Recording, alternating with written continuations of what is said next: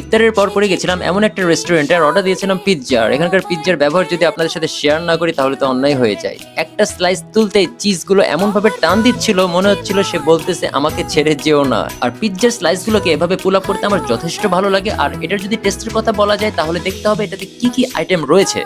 পিৎজাটি ছিল চিজে ভরপুর। আমার হাতে যেটা দেখছেন এটা হলো ক্যাপসিকাম, আর এই কালো কালারের আইটেমটা হলো ব্ল্যাক অলিভ। আর এখন আমার হাতে যেটা দেখছেন এটা হলো সসেজ, যেটা ছিল সুপার জুসি।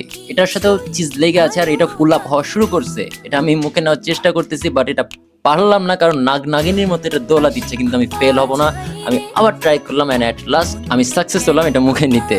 আপনারা জাস্ট একটু দেখুন, এখানে প্রতিটা আইটেম ছিল মানে মুখে নিতে সসগুলো মেল্ট হয়ে যাচ্ছিল। আর পিৎজার টেস্ট তো মানে 100-এ 100। ইট ওয়াজ রিয়েলি সুপার। পিৎজাতে এই সসেজ থাকার কারণেই কিন্তু স্বাদটা একটু অন্য লেভেলের ছিল। এই কারণে আমি এই সসেজ এক্সট্রা ভাবে অর্ডার করলাম। আর এটা যখন আমি মুখে নিলাম তখন আমি বুঝলাম এটার রহস্যটা। মুখে নেওয়ার সঙ্গে সঙ্গে এটার স্লাইস মানে বাউন্স খাচ্ছিল মুখে, আর জুস তো আছেই, মানে এটার মধ্যে যে জুসি ভাবটা ওটা তো আছেই। মানে এখানে সসেজের ভূমিকাটা আসলে অন্যরকম। আর এরকম টেস্টি টেস্টি খাবার খেতে হলে আপনাকে চলে আসতে হবে এই রেস্টুরেন্টে। আর এই রেস্টুরেন্টের নামটি হচ্ছে কাজী ফার্ম কিচেন। আর এটার পুরো ঠিকানা আমার কমেন্ট বক্সে। ভিডিও ছিল এই পর্যন্তই। আল্লাহ হাফেজ।